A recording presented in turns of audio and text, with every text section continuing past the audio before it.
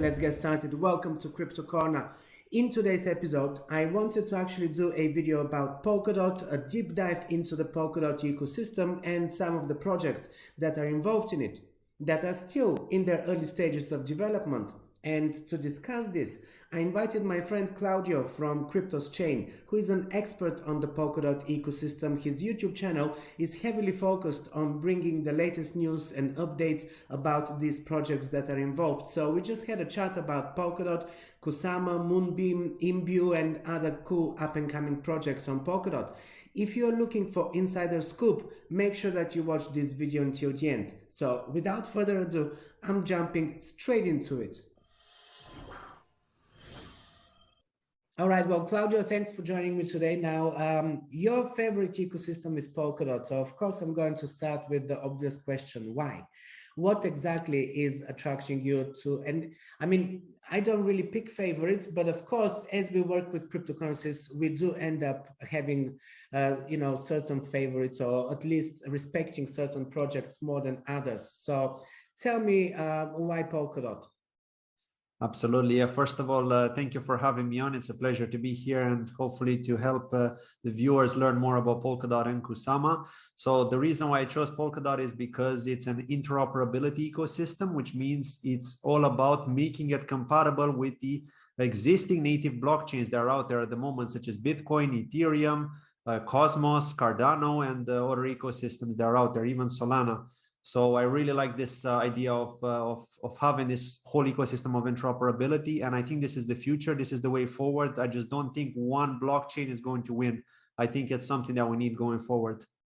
Absolutely. I mean, we are seeing already quite a diversity, and especially if we look at the top 20, even the top 20 cryptocurrencies keep changing. Certain projects come on top and, replace others and stuff. So it's good to see that diversity. It's good to have all of the different projects focusing on different specifics rather than just everyone trying to compete with the same stuff. I mean, Polkadot is one of the very new ecosystems. It's been just over a year now, isn't it?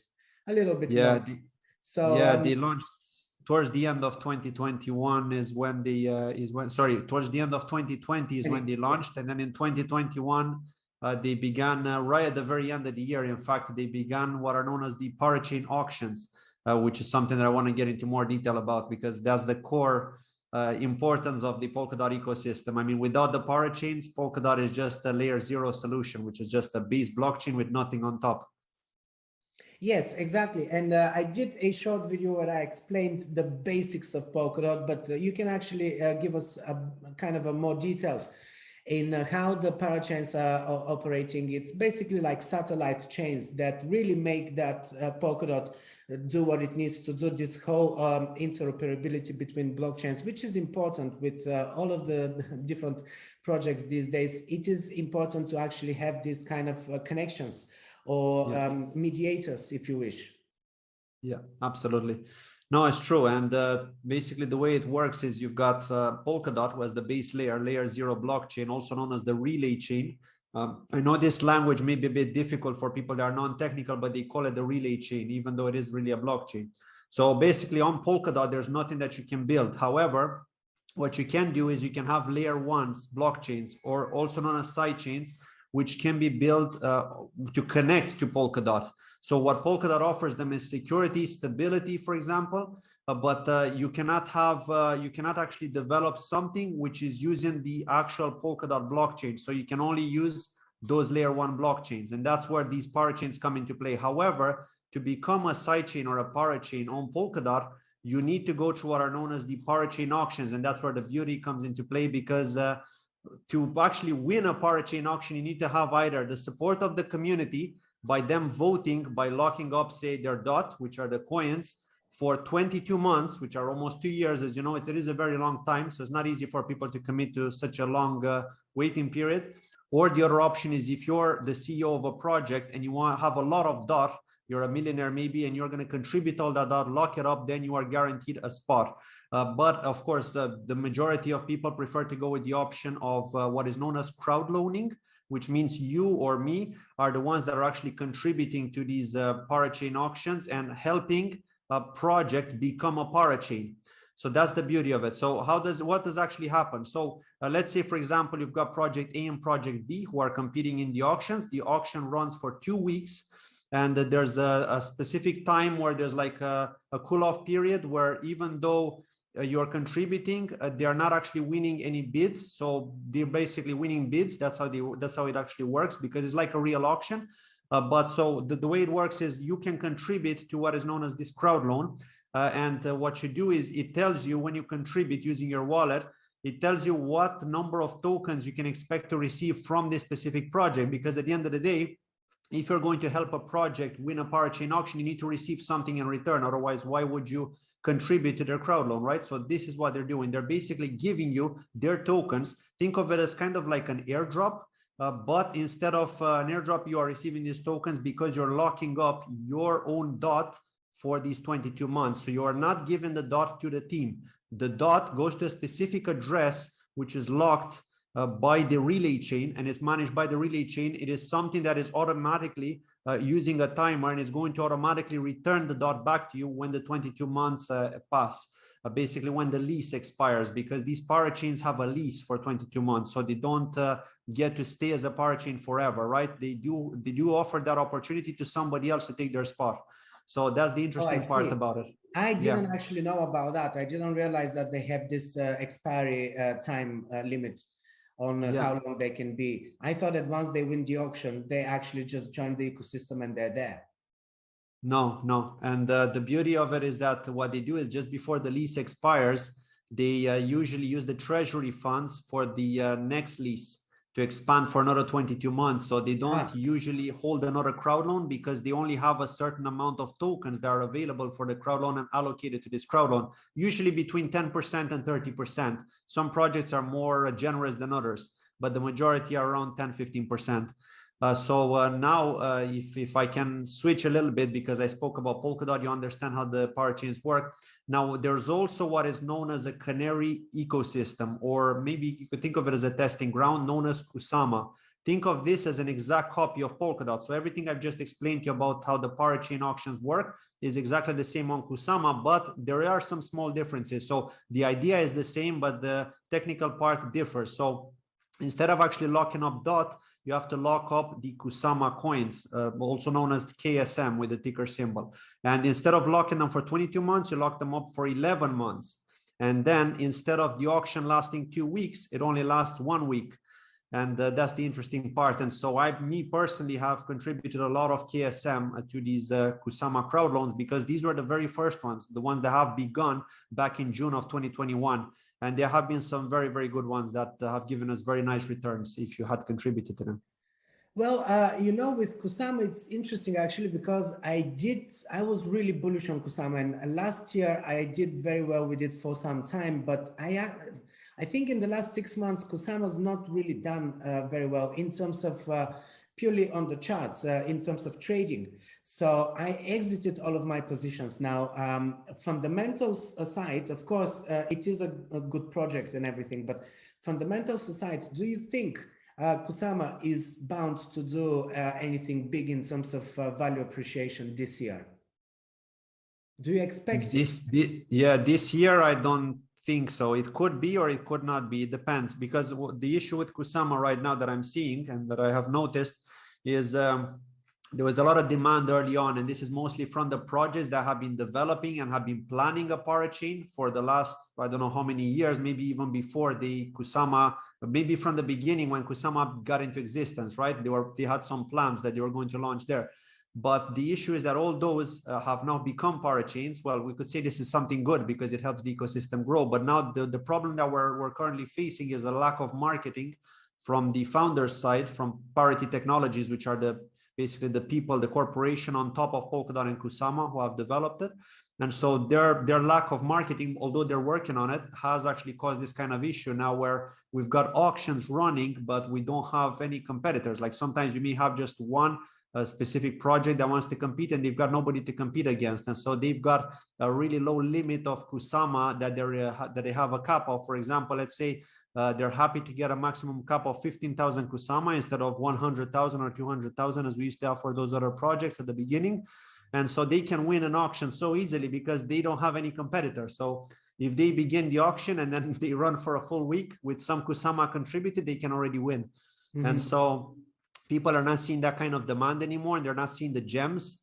However, I do think there's going to be the odd gem coming here and there, and that people are going to be contributing to, and maybe people are even going to miss out because they think that maybe Kusama is not really going to do so well. But I think Kusama is here to stay. It is needed for a testing ground and also for projects that want to deploy on a cheaper ecosystem than on Polkadot, because it is cheaper to deploy on Kusama. Right. So I think that we will be seeing projects deployed. It's just not going to be a wave of projects coming in as we've seen with Polkadot. Although I do think that even with Polkadot, we're going to see some projects cool off after maybe the 4th or the 5th round. We're not going to see so many projects deployed there and try to become parachains. I think it's going to be much less. Okay, so from what you know, do you expect this year to be good for Polkadot in this case? Because Polkadot actually, if you look at just statistics, in the last 6 months, it's also not performing as well. I mean, of course, with the whole market was down and everything, I don't really take this into account. I mean, compared to the recovery of some other coins, Polkadot is still lagging behind. Of course, it's also doing better than many others. Do you think this year is going to bring us any big upgrades or new launches that, or I mean, auctions and things that will actually, again, create a bit of a buzz? And with that, the value can spike a bit more. To be honest, no. I mean, we already know what the projects are going to be launching on Polkadot this year, at least for now, So for the foreseeable future. Yeah. So the way I see it is, I think that anyone who's contributing their DOT right now are people that who have already bought DOT. So I don't really see that many new people buying DOT right now in order to contribute. Perhaps there are some, perhaps there are people that have held DOT, but they want to get more DOT in order to contribute to these crowd loans. But I think the majority of people are either VCs, private investors, like we've seen with other projects, who have a lot of money. They've accumulated a lot of DOT, and they're saying, okay, I want to spread my DOT between this auction, this auction, this auction, and this auction. And so they're contributing to all these different projects who they've been eyeing for quite some time. So I think this is how it's going to be. And to me personally, I think that we're going to get to a point where when all these people contribute all their DOT, lock them up for 22 months, we will get to a point, if the Polkadot team manage to market well, and there will be decent projects where people will actually be buying off the market and thus reducing the supply on the market, the circulating supply, locking it up for 22 months, and then hopefully we're going to see the price also do well. I'm expecting the same to happen for Kusama. I mean, I know that Kusama took a huge plunge to around $120, but we have to remember that Kusama started at $1 in January of 2020 when it was just beginning. Nobody knew about it. Somebody in my community was fortunate enough to actually know about it. He changed his life now because he bought a ton of Kusama back then and he held. And yeah, I mean, look at it. It went from $1 to $600, I believe it was around March of 2021. Then it took a huge plunge to around the 150 on Binance around May or June. And then it went back to around 500. So we've went down to 120, which means that it is holding above 100. It is doing okay. Now it's about 200. If the bull run continues, we may see Kusama go back to around 400, 500, I think. Yeah, let's hope so. Now, another good project that is with the Polkadot ecosystem is Moonriver. It is a coin that I'm trading. I'm not exactly investing in it, meaning I'm not a long-term holder. And I actually exited all of my positions just before the mini pump that it did a couple of days ago. I was gutted, but nevertheless, tell me what's coming up with this. Is there anything that we can look up to in terms of possibly, again, price appreciation, any events that will create a bit of a buzz or a hype? Yeah, so first of all, I want to say Moonriver is a very good choice. Like, this is the crowd loan that has made me very happy personally, because this is one I've put in a lot of Kusama into when they were running the crowd loan as part of the first batch of the Parachain auctions. And so just to quickly explain Moonriver, it is a layer 1 solution, which is a Parachain on top of Kusama. And so what they're doing is they're Ethereum, they've got an Ethereum virtual machine, which allows Ethereum smart contracts to deploy over to Moonriver Network, which means they're now compatible with the Kusama ecosystem. So what they're doing is they're doing this in a really seamless way. It's very easy for DEXs to deploy to Moonriver Network. And so we saw a huge wave of DEXs back in 2021 deploying there. And they've obviously had to lock up a lot of Moonriver because they had to add liquidity. And the main token that has been added in all of those pairs and all those dexes was Mover, the Mover token from Moonriver, because it was acting kind of like Ethereum was acting on Uniswap, if you know, which you're very familiar with, I'm sure. And so the way I see it is that from all these conversations we've had with the team, I believe that their main focus now is going to try to switch from DeFi and DEXs, although they're going to let them run. Of course, they're not going to stop them in any way. They'll let them deploy whatever they want to do. But their main focus will now switch to blockchain gaming because they're seeing a lot of potential with NFTs. And so we're going to see a lot of NFT platforms hopefully launch on Moonriver this year. This is this year. Wow. Okay, yeah. So Moonriver is definitely one that you should look into, guys, if you haven't yet. I've talked about it previously, so those who are following more often, you know about it. But if you don't, it is on KuCoin exchange, and I personally trade it there, so I'm not sure where else, but I will check later. And is it on Binance as well? On Binance as well, yeah. They listed there. Yeah, I didn't even look for it on Binance because I'm trading it on KuCoin. Yeah, and one thing to keep in mind is that the Binance team and Coinbase have both invested in Pure Stake, which is the company running Moonriver and Moonbeam. Moonbeam is the Moonriver version on Polkadot, by the way. They're already doing pretty much the same thing as Moonriver. They've got a lot of DEXs deployed there, and they've got the Glimmer token, which is also on Binance. What else is you have your eyes on? Yeah, so I've got two projects that I've got my eyes on. One of them, which had a Parachain auction already on Kusama, called BitCountry Pioneer, which is the first 3D metaverse platform on Kusama. I'm super bullish on that. I've had the CEO on my channel as well to try to get more information. I've contributed personally a lot of Kusama to that. I do have high hopes for that project, although things could go bad. Of course, you never really know with crypto. But for me personally, I think that's going to do well, and that's why I've contributed a lot. And I think that they're going to do well on Polkadot. They've got BitCountry Metaverse, which is the main project on Polkadot. That's also going to be a metaverse platform there with more space than the one on Kusama. And so people like you and I will be able to develop our own metaverses on BitCountry's platform without any technical knowledge. And that's the beauty of it. So that's definitely one of the plus sides. And then the other project that I've got my eyes on is called Imbue Network. Imbue Network is a platform that basically funds startups. Think of it like if you have an idea, you want to run a business, but you don't have any funding. And so this project is going to fund you using some sort of treasury system, which means that basically the community will help fund you with small portions of tokens. And then so they'll build up that kind of like funding system, treasury system, let's call it that. And with that, they will then get a share of your profits. So if you're making some profit, obviously you'll need to sign some kind of contract, probably using a smart contract, using their DApp. And so from there, those profits will then be shared with the community. So that's a really interesting system. And what these guys want to do is they want to launch a crowd loan on Kusama first, then one on Polkadot. But the most important thing about this project is that they don't want to get any VC funding. So they want to do it all community-based. They're going to have a strategy around the crowd loan. So for example, if you contribute to the crowd loan a certain amount, you'll also be able to participate in their token sale, which is going to be only for the people that contribute to the crowd loan. So really awesome, because I spoke with their CEO and they just don't want to go through the VC route because VCs end up dumping on people. And so they want to protect the community. So I think that you have to have patience. First of all, if you have contributed to the crowd loans on Polkadot or Kusama, or if you plan to contribute, you need to have patience in terms of the price. It is going to recover eventually. I do believe that Polkadot is here to stay. I do believe they're going to improve on their marketing. We need to give them time. Think of it. They just started their Parachain auctions in December of last year. So we're still very, very early on. Rome wasn't built in a day, you know, that famous saying. So we need to give them time. I think that even if we don't see major moves in Polkadot in this year, I think we're going to see them sometime next year. So by summer next year, if we don't see something major, some major breakthrough with Polkadot and Kusama, I think then there we could worry, right? But until then, I think we should be in a really good position. Even considering the current prices, I'm not too worried personally.